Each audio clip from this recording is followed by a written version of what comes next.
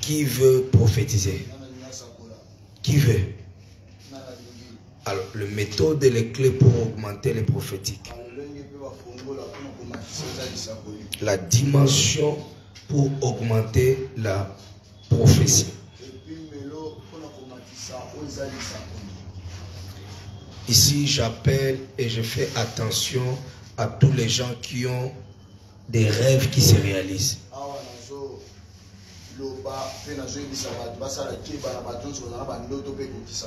Les gens qui, même si dans ses rêves, ils voient quelqu'un mourir.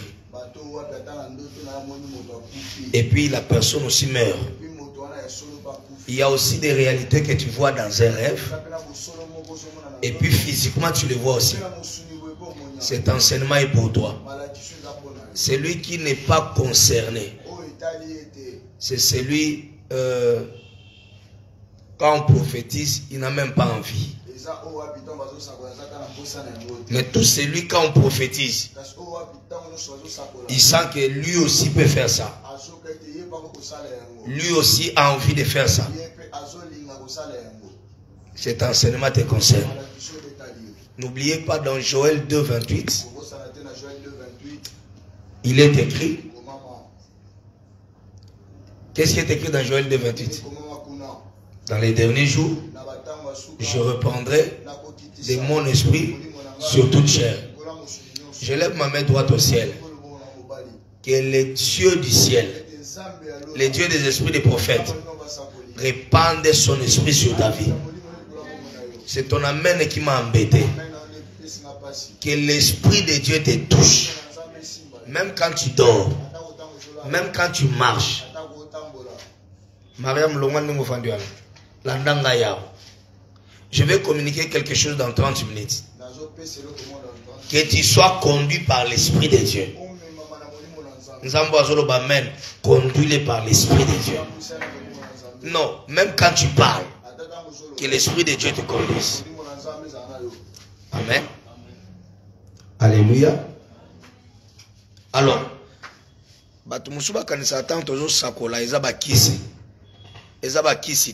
en fait, dans le spirituel, les choses spirituelles sont pour les gens qui, d'abord numéro 1, qui aiment ça. Numéro 2, pour les gens qui ne se limitent pas à écouter.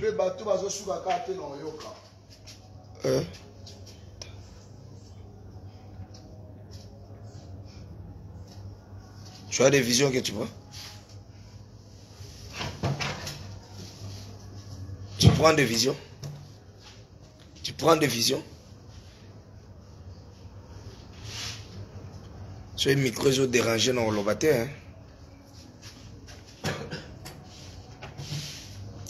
Alléluia. Alléluia. Bateau yo, na moi prière, bazora moi molimo. Bateau se ba osambi anandako, akoyi ko sakola. Makambo ezayo. Tu veux prophétiser. Tu veux devenir comme moi et me dépasser même. Les choses spirituelles sont pour les gens qui les mettent en pratique. Porte les enfants. Quand on porte, les choses spirituelles sont pour les gens qui mettent en pratique. Les choses spirituelles. Les choses spirituelles sont pour les gens qui aiment ça. Yaya et logo zo lingate et royate. Mtanzolo ba mena zalia. Siko so lingi prophétie. Tu dois mettre en pratique tout ce qu'on t'enseigne. Tout ce qu'on t'enseigne, tu dois mettre ça en pratique. Jésus dit, heureux si vous pratiquez ces choses. Richozo comment? Hein? Yesu bayebi se mona mabelo esani. Ya talibango abi mabela batoza ba problème bolimbi sangai abi ese mona muto asani. Apa sani. Ebela batu ba osakola te po anini. Boyoka kaka. Mais bochaka na misala te. Tu veux devenir grand prophétesse. Un grand prophète. Qu'est-ce que tu dois faire? Qu'est-ce que tu fais? Qu'est-ce que tu dois faire? Hein?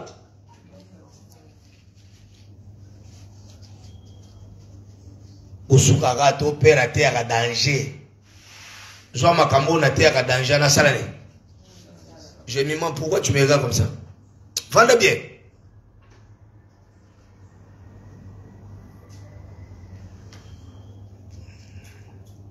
Yesu abia se mona muto ayoki malobalanga pasanini. Apôtre Paul a dit Timothée, ce que tu as appris de moi. On file à des hommes. Oba oza capable osani.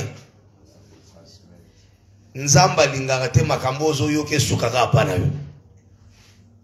Makambo ozo yekola awa esuka pana ote. Transmettre yango. Chango na misala. Papa Berger. Otongi brique bongo mire bongo ndengeni. Oyekola kyamba. La humanité va penser une théorie, mais pour toi yebake makambo va penser qui est na théorie et simba kapé achamu na misa aibi ke focha nivoire faut ça la boue brique pe vandi omonengo saliwana ezandenge mo pena makamba molimo oyoki mateya tu écoutes la parole oyoki mateya et tu mets en pratique. C'est alors que Dieu te bénit. Olia kochela ka batu jalousie. Makambo yoka panangai. Salani. Nazo kabinote? Oyebi ke ka pona mbwa na kola na ngana bino. Je peux répondre bien te.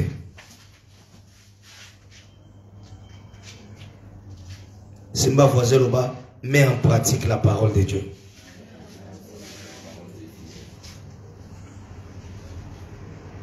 Le prophète Samuel a eu qui mungonga nzambe.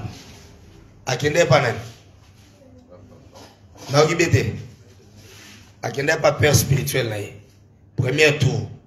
Après tant akei, père ayebisa gini. Abizonga ngate mutu na bengi yo.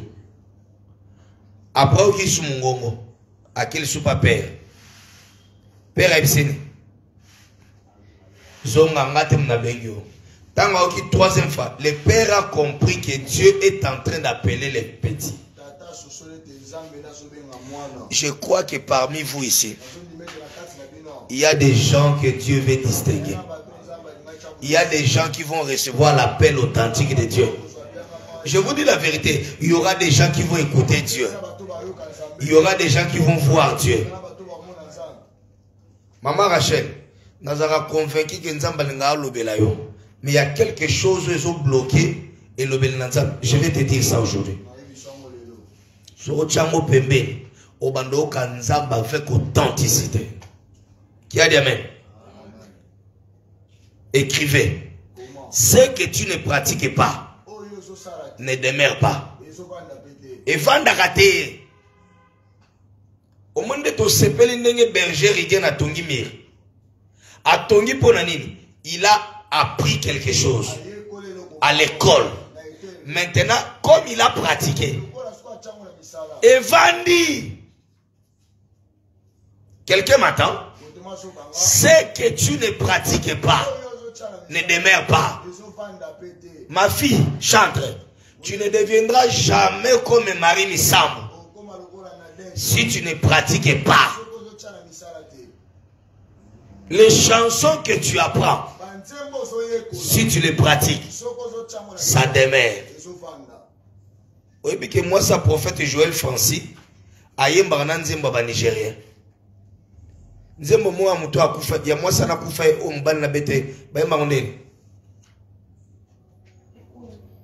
eku eme eku oyebi ke soko zo sala répétition eku eme atozo kangote e ovanda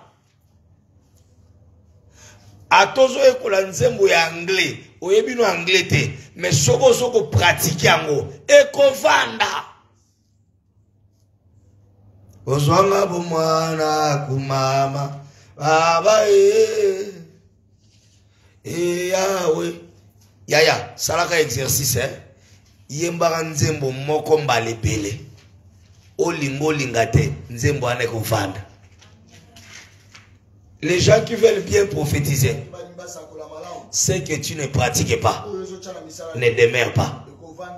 Ah, c'est que ce que je pratique, ça demeure. Au moins, makambo mona ngana osana. Yope bando pratique ngo. Mutaye bo simbie na loboko. Oui, c'est on a simbio molimo na nzambe meminga Jésus. Malibra zaka. Quand on le dit, je vais arriver dans ces points-là. La Bible dit celui qui prie en langue, il ne parle pas des hommes, il parle à Dieu. Il dit des mystères en esprit. Au moins, quand on s'accorde, bêtis-moi langue. Ça dit tu n'as pas parlé à des hommes, tu parles à Dieu. Tu as l'intention de dire quelque chose, mais à Dieu. Ça ouvre ton esprit. Tout ce que tu prends en théorie. Je prends l'exemple du pasteur René. Mais si on appelle ces moutouka, on la berre. Pourquoi? Et l'oko azo pratiqué et fandarate. So au tambol nanga moutouka, au mon grand chauffeur, n'a commis grand pour année. La répétition est la mère de la science. Ba janinde bazawana soki bazo sala répétition te mungongo ane ko pola ozala jamais danger. Omoni ba pakapako e vanda wana mais tellement batu ba yekoli pratique te ba yebi mécanique te ba yebi technique te e vanda na lola ba jouer. Moi comme je connais, je dis fais ça, fais ça, fais ça. Je prends les mécaniciens, je prends fais ça, fais ça. Ce que je pratique et vandaka. Qui a dit amen? Qui a dit amen? Ce que tu ne pratiques pas ne peut pas grandir. Comment? Ce que tu ne pratiques pas ne demeure pas. Ce que tu ne pratiques pas, numéro 2, ne peut pas grandir. Bon, remarquez. Nde na ote ya lelo. Ezande na manda ote ya lobite. Lokola mutu nyoso bachake na programme à modération à kimi.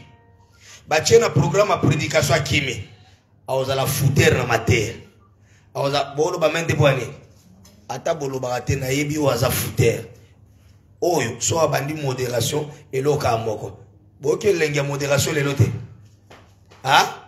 Na okipe ku binote. Nga mona zali boswa. Ozwanga bo mwana kumama. Baba e. Nga moko na misana vina nga chaque jour et comme modération et comme mateya mais bon remarquer bateau ba modérakate mukolo bo bambi ka modéré o kaka o mone tso bozui sero azolalo bo cha modéré awlo babilo baloba o pesa bino bonzambete. Numéro 2, ce que tu ne pratiques pas ne grandit pas. Beaucoup de la binono sur bache bino mafuta. Mais ceux qui m'ont mususu yé suivi. Yé a prié pour un bateau. Yé a zo sakola pour un bateau. O lingo lingate n'est pas ça 1 mois. Yé a collé kayo. A toza mon colonae. Pourquoi? Lui a reçu lui. Mais il est entré dans les champs. Il a mis en application ce qu'il a appris. Batebele boyebinga kala. Natangi sabino pe koleka. Mais ça n'a pas tout ça. Il y a 1 mois. Comme mon fils Daniel, il est à Lubumbashi. Alors, il y a évangéliste Gelo. Il y a 1 fois. À Lubumbashi, il y a une implantation de l'église. Mais naza pe na bana mususu aboleki na Daniel na mvula. Ozala nanga chaque jour. Mais lokolo mela libele na ngai. Moyo kola. Pokola fotika libele na ngai. Folia mikuwa. Makambo yekoli pa nanga, il faut bando pratique yango. Banda ko sala mo ba test. Ba cours nyoso yekola ki a modération. Soyeka ozo yekola, ozo sala modération te. Kende pa mutasala ka programme, lo ba changa jeti. Ato sala berre, ndima ba corriger. Mais so bando ko ta na pratique, yaya, lelo sala berre, lobo sala berre, mais demain ça va changer. Bo se karaba danseuse, ba musicien mokili. Mais baza ba star, ba ozo bambongo belé. Banda répétition 9h 20h. Mais bino ba chrétien boa ba paresser ezana musala boa ba paresser na prière boa ba paresser na mekakaka après sur heure na bisa bino bo sambela ta 1h oka batumusu na fatigué or ba fatigue na bino nyonso ane kokana oyangate tango tiki nga na bureau ana j'ai commencé à écrire encore j'ai commencé à écrire biloko oyo lié yanga ezawana na okolia na ndako. Mais je vais dormir à 3h aujourd'hui. Et puis, yo, c'est la gamme, tout le monde là, à 3h, bah, résultat, c'est un dernier yo. Quand j'étais encore là, il y a un papa qui m'a appelé encore là. Il m'a envoyé $40 pour mettre les crédits demain. Aujourd'hui, on a dit mais banda tongo tina 7h. Quand on a mis concentré, moi, $90 et continue le téléphone. Tout nos voisins, il y a eu combien? Tout nos voisins, il y a eu combien? Vous allez sincère, il y a 0 na 0. Et puis, c'est un homme qui a pongi des okota. Quand la voisin, c'est Satan da obipé. Amen. Numéro 3. Ce que tu ne pratiques pas ne va jamais t'affecter. Jonathan azo okota na bureau na ngakaka. O kaka ba question. Père, so suko sakoli pona mutu boy. Suko na place o sandeni. O kana bise omoni soko yoki boy, sala boy. So ngo sala boy, kende boy. Omoni soko yebisi mutu asala boy, na suka yebisi asala boy. Suko biloko nyonso na opese na bureau. Yeba okino testant. O ka bengi mutu ana yaka okota 3 jours à prière. Na 3 jours à prière ana nzamba lobibo nzamba lobibo nzamba lobibo. Simba voisin, loba e simba kakaka. Comment on a un magicien te e simbaka. Pana yozo simba te poani. Na ola kisabino a. Yozo ka posa neto finanga olala. Ozo ka posa neti akinde pa kindo pema azape mutu.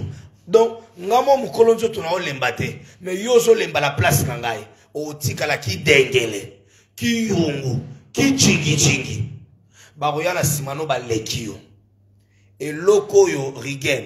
Oyekoli na classe. So chamu na application te. Eko vanda te.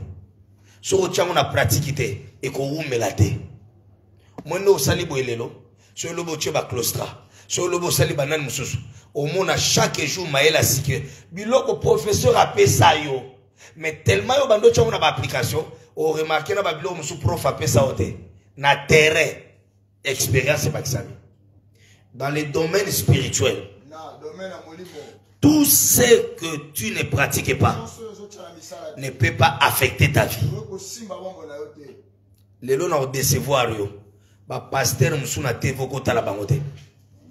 Pasteur o ateaka o ko pesa dimite. Pasteur o ateaka o ba prophète ba escroc koyoka ete pour eko affecter ba sens spirituel na yo. Comment? Numéro 4. Tout enseignement spirituel contient en elle la puissance spirituelle. Vous remarquez nga différemment na ba pasteur mususu nga na imposa ba tuma boko mingte boko. Et si vous remarquez nga vous remarquez que na libérer na ba parole. Est-ce que si vous remarquez que na matia na ngaso na ba niko libérer parole kuna oka mutakwe kuna na bo muna ngote na yo mo muto olanda ngai na symbiote moyo ka lokola courir traversant dans autres. Mes paroles sont esprit et vie. Dans la parole de Dieu, il y a la puissance. Dans la parole prophétique, il y a la puissance. Notez bien, il y a des choses que Dieu va te parler, mais il y a des choses que Dieu ne te parlera pas. Toi, tu dois faire seulement des déclarations. Dans les notés bien écrits, Dieu est derrière sa parole pour confirmer. Il y a des choses que je peux voir, il y a des choses que je peux entendre, mais il y a des choses que je n'ai pas vues, je n'ai pas entendu, mais j'ai déclaré, comme Dieu est derrière. Dieu est derrière. Il est derrière quoi? Sur dans le Bible. Sur dans le Bible. Dans Marc 16 et le Bénin. Voici les miracles. Ceux qui auront. Est-ce que je vais faire un exercice maintenant. Dans l'espace de 21 jours. Ici, vous avez des gens qui croient. Vous croyez que je suis prophète? Je prie Dieu. Le don qui est à moi, à celui qui croit, que ce don-là soit déversé en toi. Est-ce que il y a des gens qui croient que papa, je crois que ce qui est en toi et qui te l'appelle. La parole que j'ai libérée là, derrière cette parole-là, il y a quoi? Il y a la puissance. Cette puissance, c'est ça. Ponga na simbiete. Nano mona teke naza ana likola. Ngana olobaka kuna batu babandi. Osomona ngo. Oni mutu mwaza kina arranger boy pour akoipe. Osomona ngo. Elo ne bambie. Ngaite. C'est que derrière la parole de Dieu, ça cache quoi? Non, que ça cache quoi? Alors cette puissance libère l'onction prophétique. Maintenant, quand tu pratiques ce que tu as appris, même la puissance qui est cachée derrière la parole marchera avec toi. Avant que cette année s'épuise, que Dieu marche avec toi avec la puissance. Je ne crois pas que l'évangile ne consiste seulement en parole. L'évangile, c'est une démonstration de la puissance.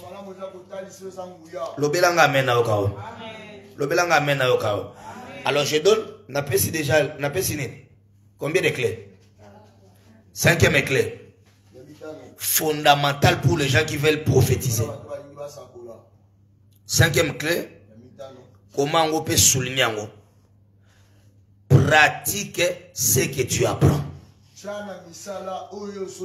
Tout ce que tu apprends, mets ça en application. Est-ce que vous voyez que bébé y a mon louba, aza mon louba, monsieur bobotier na Angleterre, a oloba anglais, non qui bien te, a oloba poani, hein? Pour environnement na yeba oloba anglais. Est-ce que vous voyez que oza asu na zuyo, na boaki en Afrique du Sud, kuna ba oloba anglais, au salika à 2 ans. Toi peut-être 3 mois au anglais. Eva ebi portugais atikala na ya si ayoka akenda Luanda te boy po na zolo bango po mutu moka ute kuna aza pire ser na e tanga kitia eloko mususu olobele bo abia obrigado eloko ya yoki. So yo poko mi koloba mingi yango yaya tokenda Luanda te okolobango. Je vais dire quelque chose que j'ai l'habitude de dire ça. L'interprète n'est pas portugais. Mais vous allez remarquer, il va interpréter ça. Je peux dire ça? Vaille fonctionnaire. Point à interprétant. Pardon? Si vous n'avez pas salari, à une application prophétique, hein? Attendez mon angana sakolaka. Attendez nous yayona nous yete. Banda ko sakola biloko ngana sakola. Nanzela o yangana sakola. Yoposo banda meka wata bana yara mwana ce mwana yebwe. Loba, nazo sentir, na mon lit mon angai. Penzamba zo ebisangai. Faut ça l'attention. Biloko ezo bungo nandako. Faut ça l'attention. Ba oko selon makam. Mais yo ko zana kati likambo wana te. Mais kakango. Cinquième clé zanini, pratique ce que tu ou bien ce que tu connais. Au moins makambo boko makoma boy. Botondi selanga kaya pamba te. Makamno su boko mana ba carnet na ba kaye. Osangoni. Na kibete. Na peso anecdote moko. Dis-moi ce que tu pratiques. Je te dirai ce qui va t'affecter. À côté université, n'est-ce pas si à Tamuke, à Omeka Kosala Makambo Azomona Ngana Osala. Au moins, on a une ligne de démarcation. Loba amen. Donc, ça ne pas maman Monique. Non, qui pasteur Abigail Azoloba. Tant que tu sembles là, tant que tu matil sur la prière. Mon lit, mon ensemble, il y a une attention à moi. Mais là, quand Azoloba, tant que tu matil la prière, Azouango pareil. Papa. Namona batu musuta mbote ya namoni mose. Mukolo na bino ya ordination. A telemi abanda koloba. Mais biloko nyonso a déclaré ki bino wana. C'est to tche rideau. Eza ba biloko a jupa nanga. So za mwana na ngai, il faut lakisa makambo oyekoli pa na ngai. Loba yango. Ermo batu ba vandi bo ba surtout ki yo kamba prière ba ata ba ba kanga misu déjà. Yo simba miko ganga pla. Na wa zara ko lala surtout ki.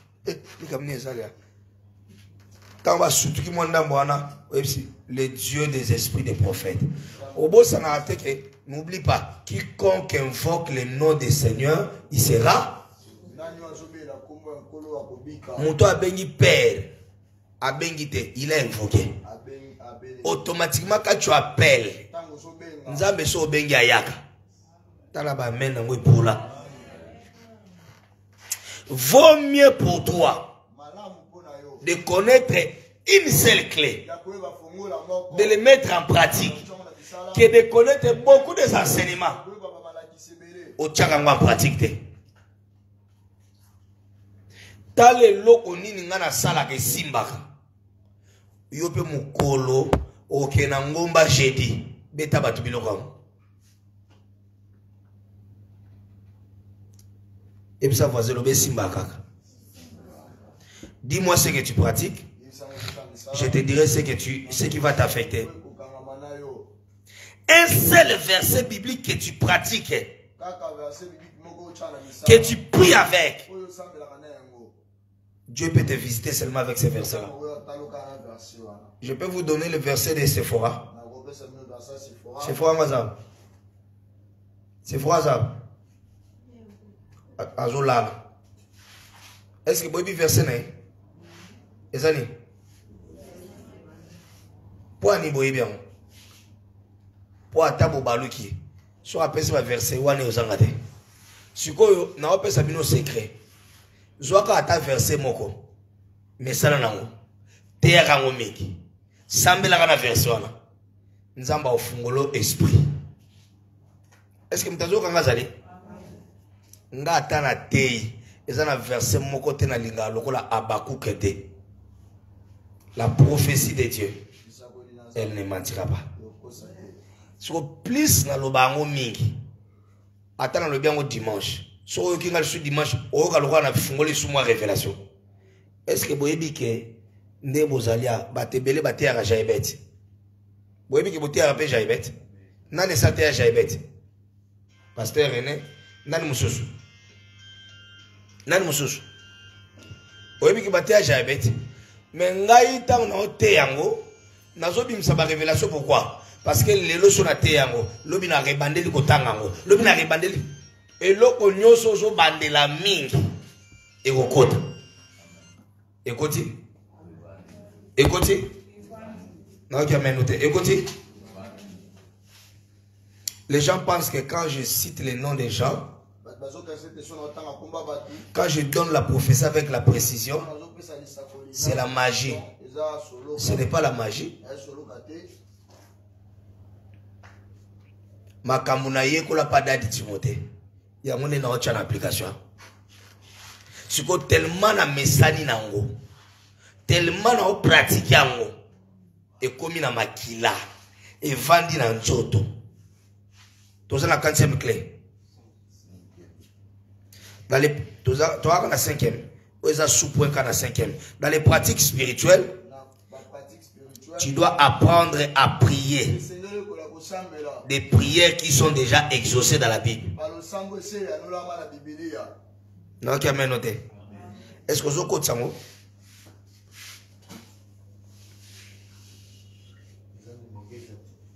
Hein?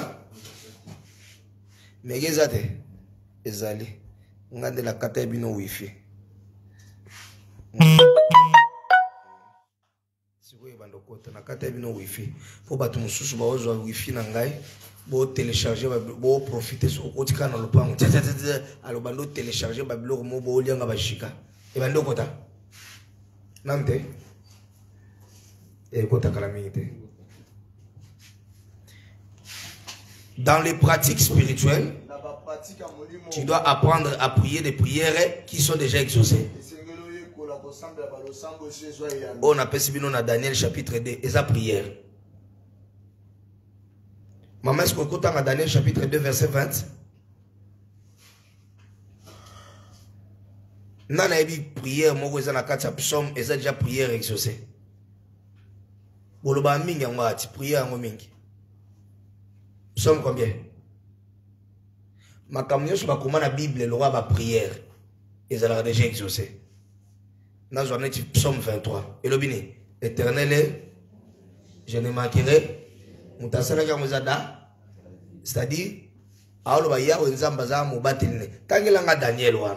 Daniel, Daniel chapitre 2, verset 20.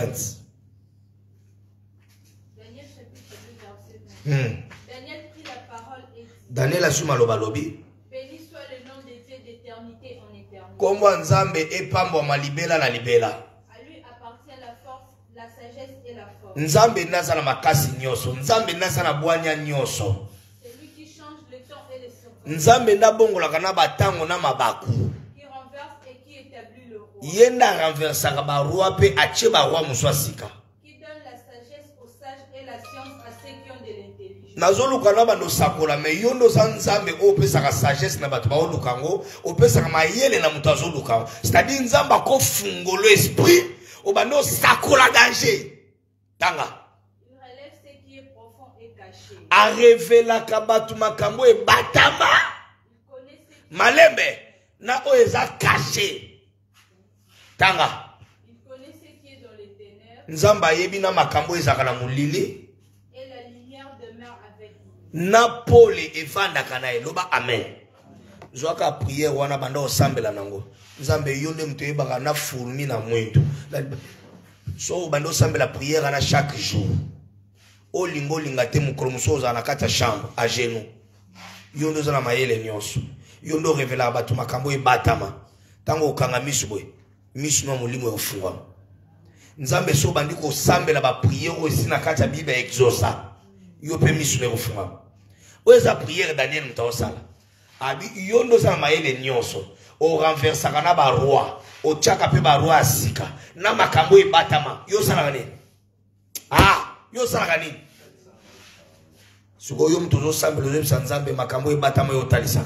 So mtatelemi na makambo ebatama. Yo mona mode. Tu donnes la sagesse na ba olukango. Tu penses que sagesse royate? Soko lingo bando sakola mingi. Bate bele aba bando sakola te po ali. Prière na eza match court. Eza na ndako. Eza la awa asambela muke. Mutu alinga bando sakola mingi. Il faut asambela mingi. Siko na ba prière ozo sambela, banda osambela ba prière na kati ya Bible sinzamba exausa. Qui a dit amen? Au moins, un verset biblique qu'on appelle Sibino. Nzambe si a exaucé Daniel. Daniel a osambela. Abioza nzambe ozana maele nyonso. Opesa sagesse na mutolingi. Olongola kabarua, oche barua sika. Omona kana makambo sane. Na yo kakata ona osakola. So na betili sakoli. Okabatu bagangi mosakoli. Moebi makambo ngana loba ete na ndako. Chaque dimanche avant na bima. Atana sisi prière. Nazana nzembo mona yembaka.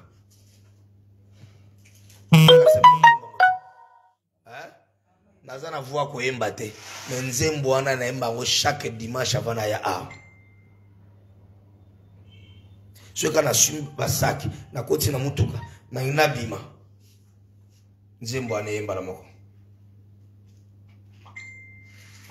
Tambola karanga atara moto na ebina gozikate poesu yo zali zala kananga ata sikoso na silisi nzembo anata na okota na mutuka na bitambola na ngati bato na okyo kutana bango kuna ngana ebi bango te yondo ebi bango tambola nanga ata na moto ata na ibale ata otambola na ibale nzamba tambola na Daniel na Jonas na ibale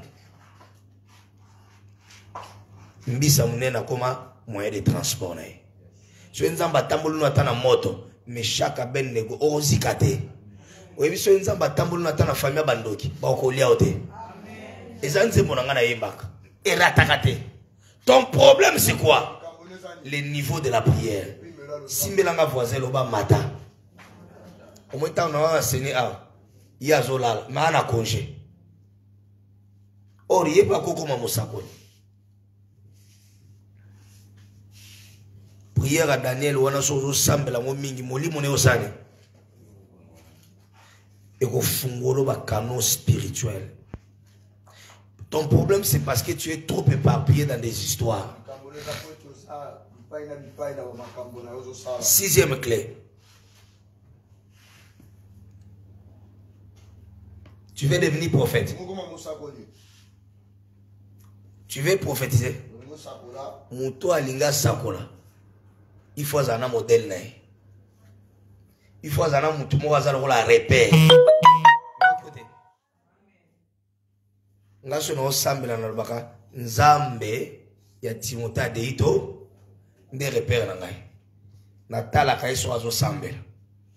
So azo saba direct na Facebook na tala kai. Nga atala Marcelo te Marcelo aza repère na ngate. Nga atala ba pasteur te ba docteur te. Nga landa ka ba prophète. Mais prophète nanga o aleki ba prophète nyoso c'est Timothée adeito bagbe. Ba pasteur musuna linga bango. Joël Francia modèle nangate. A modèle a batunaye. Est-ce que mutazo kanga zali? Ponga na modèle a robeta batu ba patite. Papa nanga laksanga ngote.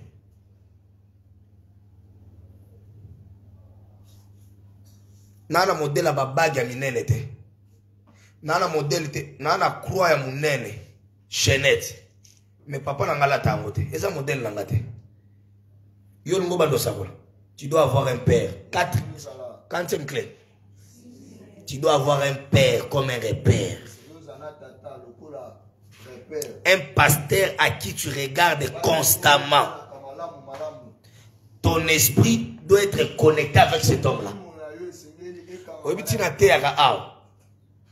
Bénédicte Somi Pessimingo bando sakola.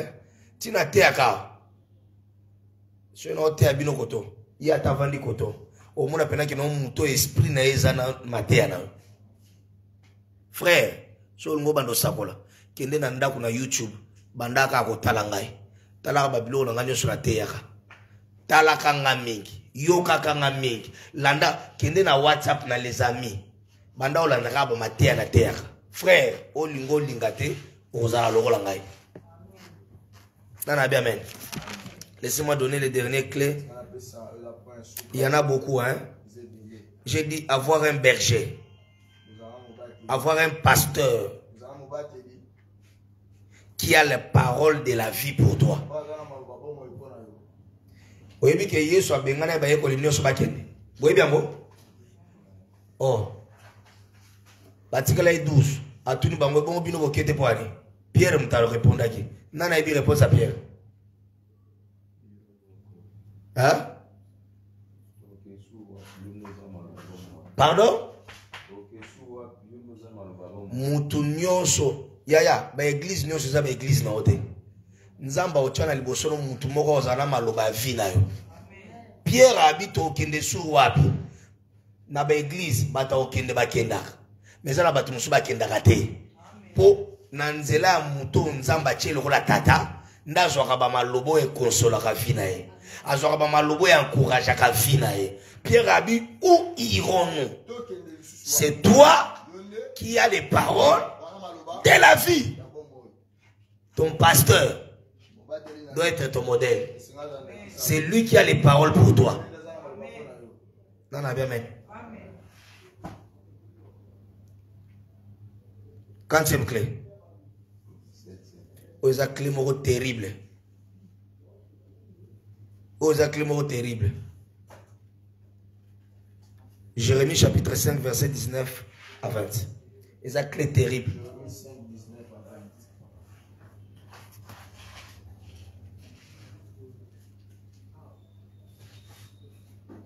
Jérémie chapitre 5. Verset 5, 19. Totel manano. Verset 19. Si vous dites alors, pourquoi l'Éternel, notre Dieu, nous fait-il tout cela? Tu leur répondras, comme vous m'avez abandonné et que vous avez servi des dieux étrangers dans votre pays. Ainsi vous servirez des étrangers dans un pays qui n'est pas le vôtre. Annoncez ceci à la maison de Jacob, publiez-le en Juda et dites, écoutez ceci, peuple insensé et qui n'a point de cœur. Ils ont des yeux et ne voient point, ils ont des oreilles et n'entendent point. Ne me craindrez-vous pas, dit l'Éternel. Ne tremblerez-vous pas devant moi? Verset combien? 22. Amen. Lequel verset où Jérémie Zoloba, si tu sais pas ce qui est vil à ce qui est précieux.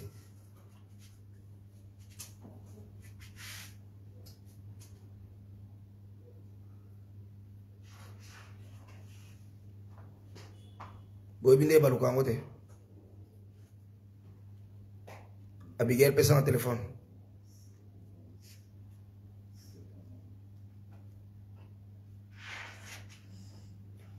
Tous la 4e clé. Aux yeux en haut. Si tu sais pas ce qui est vil à ce qui est précieux, tu seras comme ma bouche. Ésaïe chapitre 15. Bokoma Ésaïe chapitre 5. Bokoma Ésaïe chapitre 15 verset 19. Jérémie chapitre 15 verset 19. Au lieu de 5, Ésaïe 15 verset 19. Come on. C'est pourquoi ainsi parle l'Éternel. Et lobi yawa mapinga. Si tu te rattaches à moi, Maman pasteur, so kangami na ngai. je te répondrai. Ngai nzambe na koyano la yo. Et tu te tiendras devant moi. O tele baliboso na nga frère ozoka. Tanga. Si tu sais pas ce qui est précieux de ce qui est vil, Soko kaboli biloko za mutuya ya valeur. Na biloko pamba pamba. tu seras comme ma bouche. Tu seras comment? Tu seras comme ma bouche. Prophète aza munoko ya nzambe. Siko ezaka na condition pour koma munoko ya nzambe. Pour koma munoko ya nzambe, tu dois séparer ce biloko pamba pamba na biloko mutuya. Tanga. C'est à eux de revenir à toi, mais ce n'est pas à toi de retourner vers eux. Soko koyi munoko ya nzambe bato batikaki yo. Bango nde bazongela yo. Yo kozongela bango te. 4e clé wana. 7e, c'est quoi? Sanctifie les canaux par lesquels Dieu passe pour te parler. Berger Riguel. Mon temps bo soane la maramba mai. Mon po na talaki yo. Mutu nyonso alingaza la prophète. Et loka liboso. Nzamba loba na banzele belé. Job chapitre 33 verset 14. Wana bo tanga la bandako. Dieu parle tantôt. Mais bakana le nini nzamba lobaka. Ici, oza makamuna opesa eza ba enseignement ba prophète. Quels sont les canaux que Dieu parle? Numéro 1, Dieu parle par la bouche. Dieu utilise ta bouche. Parfois, mon vision te. Oyo ki pete.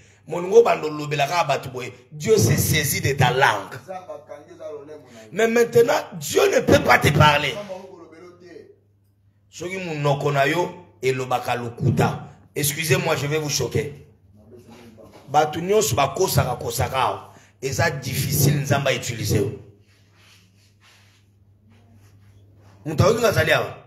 Parce que la bouche, c'est un canal par lequel Dieu passe pour te parler. Maintenant, si toi tu mens, Dieu ne peut pas te parler.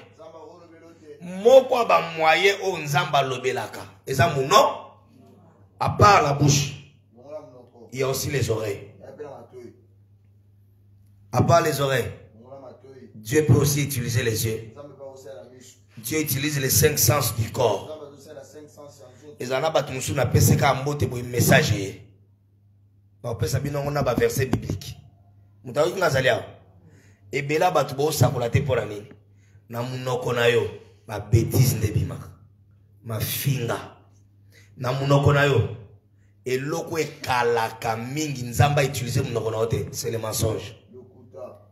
Oh oh, bougez.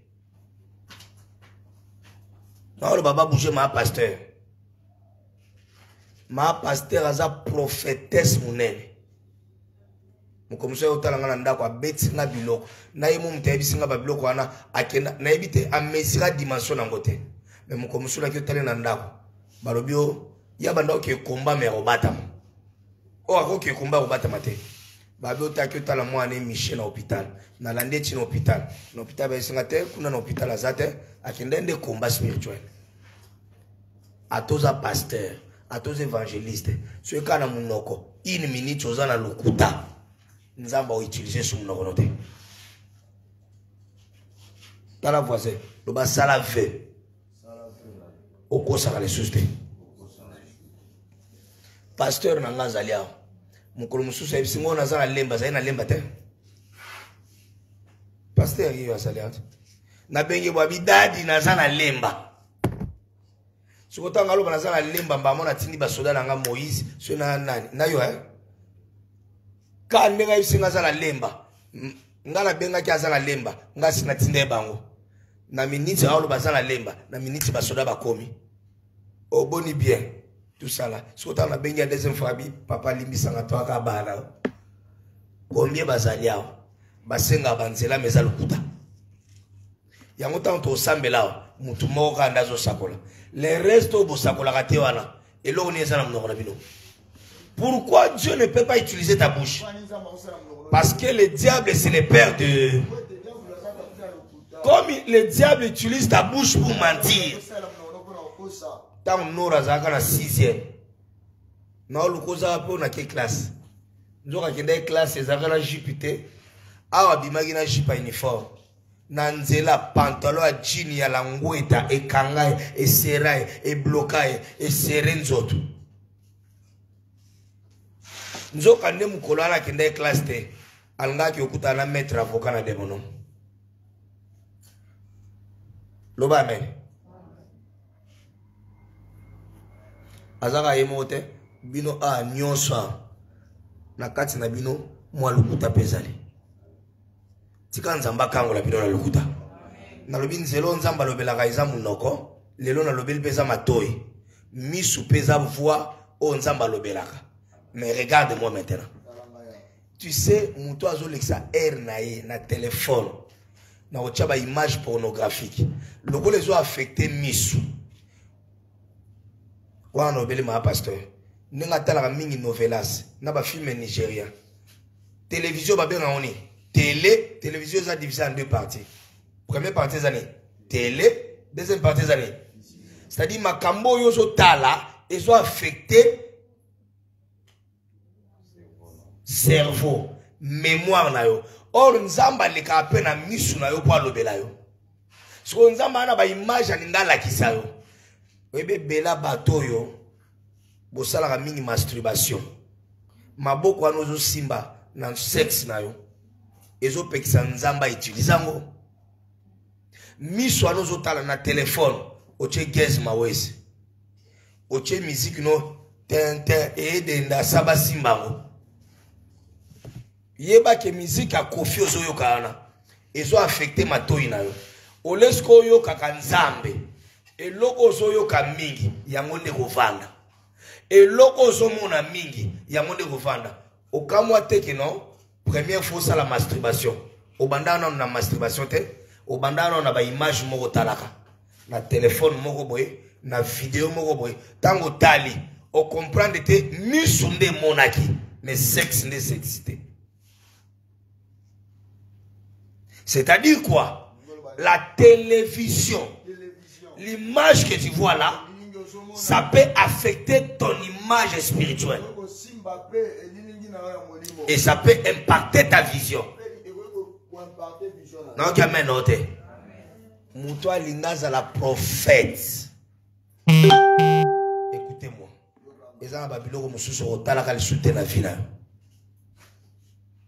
Oh. Ba film musu c'est ça ma bête. Mais pourquoi ils ont ba film à somo au côté la côté. Les qui langai comme on est à deux. Azaï sur côté la film à fantomas ou bien ba film ba zombie. Sur ba les mutu ma collègue qui n'a c'est au katomblem. Mais ça TV zombie na obimate. Et puis salango basalango mise en scène. Mais pour la nina tombol makolo, image ana moni est affectée. So lingi nzamba sa la mission na yo. À partir à lelo sanctifier nzoto na yo. Boye babato basakola ga nzambe na bato basakola nzambe te.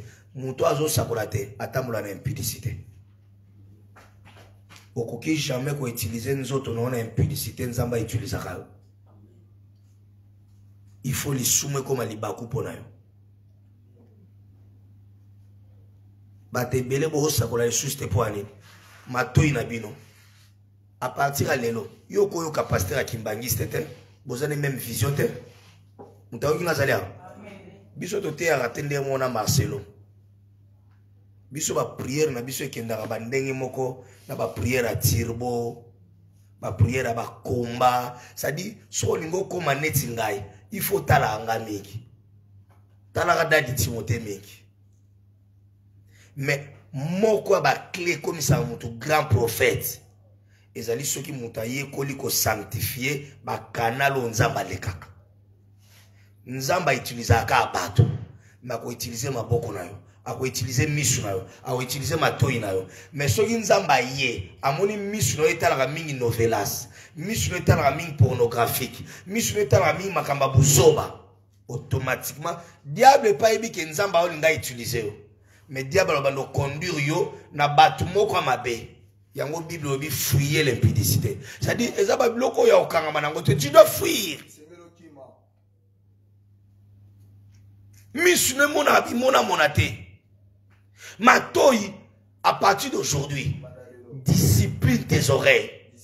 Tu ne dois pas écouter n'importe qui. Est-ce que vous savez que Mouto a tonga ba prophète? Et ça difficile pour Bando Sakola.